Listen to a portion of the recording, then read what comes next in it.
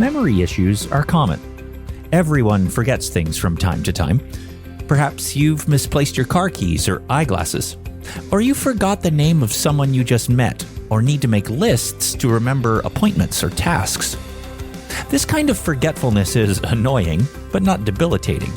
But I found Kent Edwards, Vicki Hitzges, and Nathan Norman's comments on the spiritual danger of forgetfulness outlined in Psalm 124 to be fascinating, frightening, and encouraging. Listen in and see if you agree. Welcome to CrossTalk, a Christian podcast whose goal is for us to encourage each other to not only increase our knowledge of the Bible, but to take the next step beyond information into transformation. Our goal is to bring the Bible to life, into all our lives. I'm Brian French. Today, Dr. Kent Edwards, Vicki Hitzges, and Nathan Norman continue their discussion through the Psalms. And if you have a Bible handy, turn to Psalm 124 as we join their discussion. Okay, let's be honest. When have you been embarrassed because of your forgetfulness? Okay, there was this one time where my wife and I were going through some difficult things, and my sister-in-law said, "Hey, we're going to make you dinner. We'll just invite you out. Come on over, bring the kids." Great. And I don't know, it's 5:30 at night and my phone rings and they go, "Hey, when are you coming over?" And we had just completely forgotten. We were already scrounging food together for the kids and it was just totally out of, and we're just, I'm so sorry we forgot. And they had made this meal. We can come over, although we've already eaten and the kids won't eat much. Oh, it's just awful. It was the worst. It was the worst. It just totally left our minds that we had agreed to come over. That's surprising you both forgot. I try to be really friendly, and I particularly try in church because I don't like to go to another church and have people just walk past me. So I met this lady that I hadn't met in church before, and I went up and I introduced myself and asked her name, and she said, "We've met."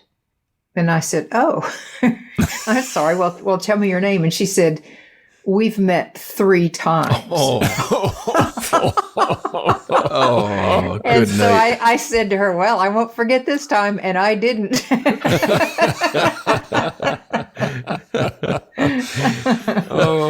I feel your pain. I'm terrible with names. Pastors are supposed to be excellent. And I just, I struggle and struggle.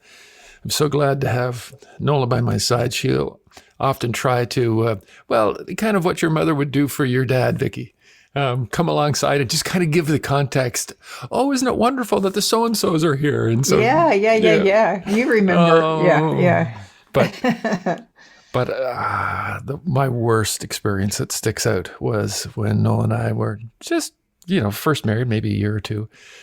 I was pastoring in a church in Western Canada, a small little church in a small town, and working hard at that. And I was at the office and I noticed that someone had left a bouquet of flowers for Nola. And I thought, well, that's cool. That's neat. So anyway, I brought it home and at the end of the day and set it out in the house for her to see it when she came home from work. And she came in and saw the flowers and said, "Oh, thank you very much." I said, "Well, it's actually not from me. It's from this woman." And she looked at it and saw the card. And I said, and I don't have a clue why she brought it. Like I guess it's just a late, welcome to the church kind of gift. She looked at me and said, "So it's my birthday, right?" Oh, no, there's no recovery from that, right? No recovery. Anyway, I tried and tried and tried. So 2 days later, we're at home and Nola comes in and says, "No flowers?" I said, "No, what? It was your our anniversary." 2 days. I know it's supposed to be 3 strikes you're out, but I was out with those 2. Oh, dear. Well, I'll try and hide behind the fact that we all suffer from forgetfulness, maybe not that badly. We all forget now and again. But we're going to see in Psalm 124 that as people of God, we need to work consciously and continually on remembering. Let's begin in Psalm 124, as we always do in CrossTalk, by looking at the context of the passage. So, the title begins by revealing the target audience. What does the title tell us? It's a song of ascents, which means it is when pilgrims are ascending up to Jerusalem. So this is for people who are getting ready to worship God. Right. They're getting ready to worship. And the title also reveals its author, right? Of David. David. It is of David. Right. So what do we glean also about the context from verses 2 and 3 of Psalm 124? It says, when people attacked us, they would have swallowed us alive when their anger flared against us. So David is talking to the people of Israel on their way to worship Yahweh about a time of when there was a terrible military battle, right? Sounds that way. Yeah, when people attacked us, it would have swallowed us alive. That sounds pretty bad. So this is the time of David. So what people group was David constantly engaged in fighting? The Philistines. Well, yeah, if you went to Sunday school, you know it's Philistines. They're universally bad, right? So they were the perennial enemy of Israel. And they were a formidable military force, weren't they, Nathan? Oh, they sure were. They were technologically far superior to Israel. They had iron works and metallurgy and metallurgists, whereas Israel really didn't have that. They had to trade and barter for it. Every foot soldier carried 2 spears, a round shield, and a long straight sword. They had a fighting formation where they'd fight in groups of 4. They had chariots, which were like the Predator drones of the ancient world. Israel had no such tanks, right? Yes, yeah, and they would have 2 horses on them. They had spoked wheels, and they had a group of 3 people who would operate within those chariots in order to strike down people working, fighting alongside them. And then they also had ships. They were ship people. So the Philistines were also called the people of the sea, which gives rise to lots of scholars wondering where they originally came from. But they were shipbuilders. So it gave them a huge strategic advantage because they could just jump in the ship and go up the coast, go down the coast, and then come out and attack. They didn't have to worry about the roads or going through the highways and byways. Yeah. So how many chariots did Israel have? 0. How many ships did they have? None. Well, they had like fishing boats. Right. But which are not the same as like oar-powered freighters.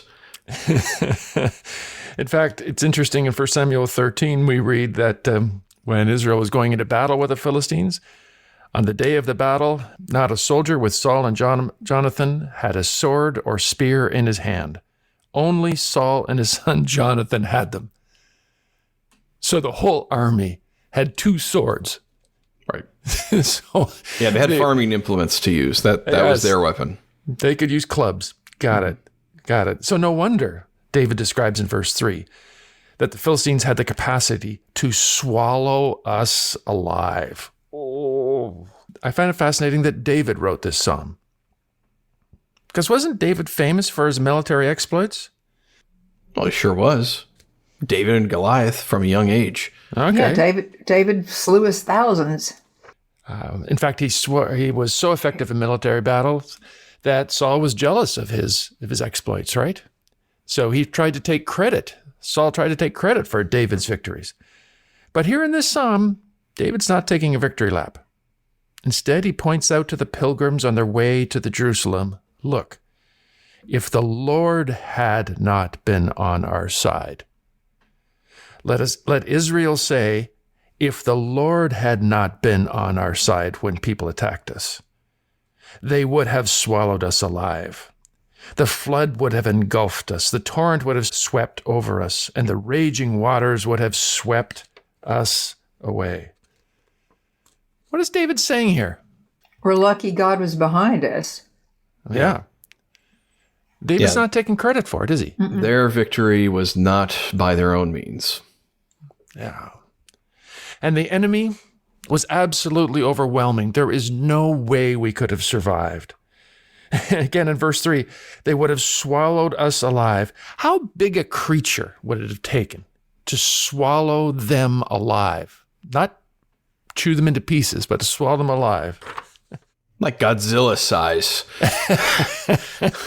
I mean, it's got to have like a 6-foot mouth, that opens up. We're talking King Kong kind of thing. Right. So if you think of those kind of monster movies that are so popular today, that was the kind of size of enemy they were facing. And then he changes his metaphor. He says not only were they huge, they were powerful. In verse 4 and 5, he said the flood would have engulfed us. The torrent would have swept over us. The raging waters would have swept us away. Wow. In modern terms, think of a tsunami. That's the kind of force that this enemy had. Did you guys ever see any YouTube videos of tsunamis hitting Japan a few years ago? Oh, yeah. Yeah. All that in Indonesia, going back about, I don't know, almost 20 years. Just unreal. The water rises all of a sudden and just pulls everything out. Every building demolished. Every person unable to escape. There's no way that there was any way to defeat the power of that water. That's the kind of enemy that we were facing, David says. And there's no way that I could have saved us. Verse 6, he says, praise be to who? He says, praise be to the Lord who has not let us be torn by their teeth. That is the point that David is saying. Yes, we've faced enemies. Yes, we've had difficult times, but it was the Lord who saved us. Worship is when God's people thank God for his help. He's saying to the people, let's remember what God has done as we're coming to Jerusalem to worship. This is why we can worship him. We can tell him without him, we would have been lost. We had no chance of solving our problem on our own. In fact, that's his point with yet another metaphor in verse 7, isn't it? And so we've escaped like a bird from the fowler's snare. The snare has been broken and we have escaped. Great image. But do you guys know what a fowler's snare is off the top of your head? Do you know that, Nathan? It's like a trap for birds. So almost like a noose that you'd put on the ground that has a slip knot in it, where you take string, tie it to a tree, and using that slip knot, you kind of hide this slip knot noose around their snare, as you call it, onto the ground. You cover it up. You put some bird seed or food or whatever you're trying to get, and you wait. And as it's starting to eat, you hide behind the tree, pull it, and all of a sudden you've got it by the leg and it can't get away. So you've offered it food, but instead it turned out to be a trap. The birds don't ever see it coming, do they? No, they can't, because it's just a piece of string on the ground. It's like rope on the ground. And when the slip knot begins to tighten as they're just walking around, there's no way they can escape. No. Absolutely. It's hidden and it's devastating. David is telling us that we, as God's people, have cunning enemies that want to devour us. But God has saved us from the snare. He broke the enemy's tactics, his strategy. He stopped them from defeating us. What David is doing here is telling us, the people of God, on our way to church, as we're making our way, as we're driving, as we're walking to church, remember the many significant ways that God has intervened in our lives. David is reminding the people of Israel. We need to remind ourselves, because it is by remembering those times when God has intervened in our lives that our hearts erupt with praise and worship that God really deserves. We've said before, worship springs from the knowledge of who God is, and that's true. But it also comes from remembering God's goodness to us. Those times when God has clearly intervened in our lives in wonderful, miraculous ways. Can you remember times when God has intervened in your life? Yeah, I often think about what are What are the times God has intervened that I'm not even aware of? Mm-hmm. Right, a car accident that was avoided, or a meeting with someone who was violent that God just kind of redirected me for a moment, so I wasn't in that situation. I remember I was actually living in California, heading down to seminary, and my tire exploded on the freeway when the freeway was actually moving. It wasn't just a parking lot at that point. And my car just buckled and did almost a 180 in the road as a tractor trailer was right behind me. Managed to get it off to the side of the road and ended up not getting injured. But my goodness, was my heart rate going? I think of this isn't quite like a snare, avoiding a snare exactly, but I think about friends who've been instrumental in my life. I'd say you guys have been. I have two other friends that are here. I remember one helping me at one of my houses, just really helping me. He could fix anything. And I was asking him about something that needed to be repaired. And I said, is that difficult to do, Ken? And he said to me, Vicki, nothing's difficult if you have a friend. Oh, that's good. I remember as a kid, I would spend summers camping up on a lake in northern Ontario, Canada. One morning, I finally escaped from doing dishes and put on my swimsuit and was running down the path towards the lake at a tiny little dock, and got on that and launched into the water. And some kids were on the bank.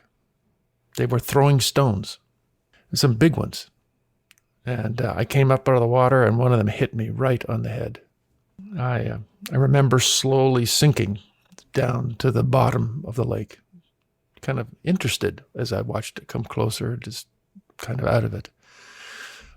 Coincidentally, there was a man on the shore who saw what had happened, and he was a lifeguard. He raced down, literally pulled me from the floor of the lake, and revived me. I walked up to the campsite, and my mother took one look at me with blood gushing out of my head, and raced me to the hospital and got stitches, and I turned out all right. But I think that wasn't a lifeguard. I think that maybe was the hand of God intervening. Maybe he had something for me. I remember when in high school, coming to the end of those classes, working with this girl and having a very strong conviction, I'd like to have this woman in my life. Now, after some 42 years of marriage, that was the hand of God. What he has done through her in my life and ministries. Those are just times you have to look back, and there's many, many others that we can think of. How has God touched our lives and done what we could never have done? At either time, if he had not intervened, consequences could have been devastating. We need to remember, we dare not forget those times when God has done great things for us. Because these events provide the energy, the authenticity of genuine worship of God. These events should lead us to worship. Because as it says in verse 8, how does he conclude? Our help is in the name of the Lord, the maker of heaven and earth. He is our helper. He is the one that intervenes. He is the one that rescues us. And because of his great acts, we worship him. So how do we solve this memory problem? How can we be sure we don't forget these times when God has intervened in our life? Any recommendations? Yeah, there's actually a lot of good things. One is ritual. I'm not saying that we have to be draconian about it, but I heard someone once say, cultures don't make rituals, rituals make cultures. Mm-hmm. So a culture isn't going to spontaneously come up with a ritual to remind you of things, but in our own lives, we can have our family rituals or our personal rituals. So rituals that we all have, or many of us have, celebrating Christmas, right? And we certainly look back to the first coming of Christ as we look forward to his second coming at Christmas time. But for families, that means other things. And all families have remembrances there. Same thing with Easter and those kind of rituals. But then there's personal days. I remember I had a transitional pastor at one of the churches I was serving at, and he said, "Oh, I'm not coming in on this day. This is a personal day for me." He had lost his voice for a year, and the doctors weren't sure what happened. He could only speak in a very soft whisper. And miraculously, his church kept him on, even though he couldn't preach and they couldn't hear him. He called it the church that loved him. And then one day, out of nowhere, his voice just came back. And so on the day that his voice came back, he set that up as a personal Memorial Day. And he had kind of a personal silent retreat where he wouldn't talk and just acknowledge the goodness that God had done in his life. I think those things are helpful. I don't spend a whole day doing it, but there are times I will just sit and I'll think about things like this. I'll think, what has God done for me? When I got divorced, I was terrified. I didn't know what was going to happen. And a friend of mine said to me, "Vicki, with or without Norm Hitzges, Vicki Hitzges will be fine." And I wasn't sure of that. But I have been. And I think about the people God's brought into my life and the circumstances and the way that he's protected me and taken care of me. And I've also seen how my ex-husband has drawn close to the Lord, which was something I prayed for. And I see him really walk with the Lord. And I just thank God for all of the things he has done for me between then and now, and spend time thanking him for that. I'm challenged by what Joshua did when he led the people of Israel to finally cross the Jordan River into the Promised Land. He had a leader from one of the 12 tribes pick up a stone from the middle of that river, put it on the other side, and build a monument so that they would never forget what God had done. A friend of mine, a good supporter of CrossTalk, who is now with the Lord, Bob Gunn, he was a lifelong Wycliffe missionary, worked in the jungles of South America. Before he passed and he knew his time was coming, he wanted to leave behind a monument so people could remember some of the great things that God had done through him. He created a language and translated the Bible for this tribe. And in his church, there's a place where a copy of that Bible sits under glass case. It's a monument, what God did through him, so that people will remember that great act of God. Before his death, he wrote a storybook for his kids and grandkids, telling the stories of some of the great acts of God that God did in his life. He wanted to make sure that generations heard, that they didn't forget what God had done in their family. Being intentional to remember, I think, is critical. Because when we forget God's goodness, we forfeit the ability to truly worship him. Amnesia is not a Christian virtue. So how should we prepare to worship God this Lord's Day? I would challenge all of us to take the time and take note of when God has sovereignly invested in our lives and thank him for it. And maybe then we can sing with great unction that old hymn written by Isaac Watts.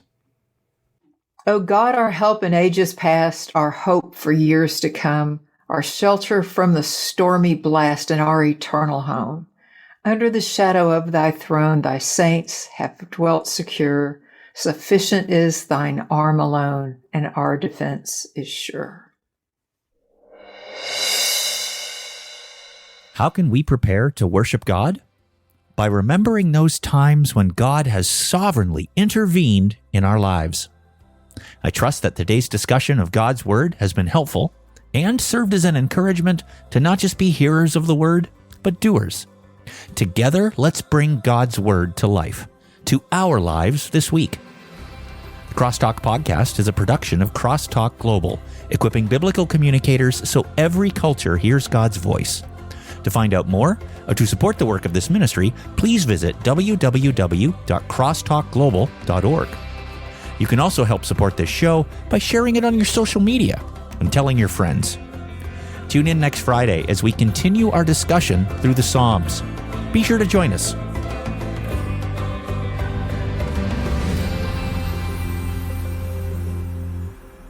But I found Kent Edwards, Nathan Norman, and Vicki Hitzges's.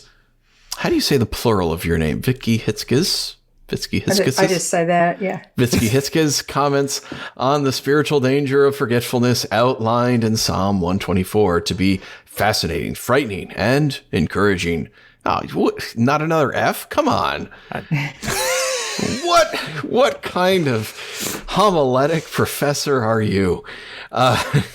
Fascinating, frightening, and what would be an F word for encouraging? Foreboding. Foreboding. I was trying to be more positive. Listen in and see if you agree.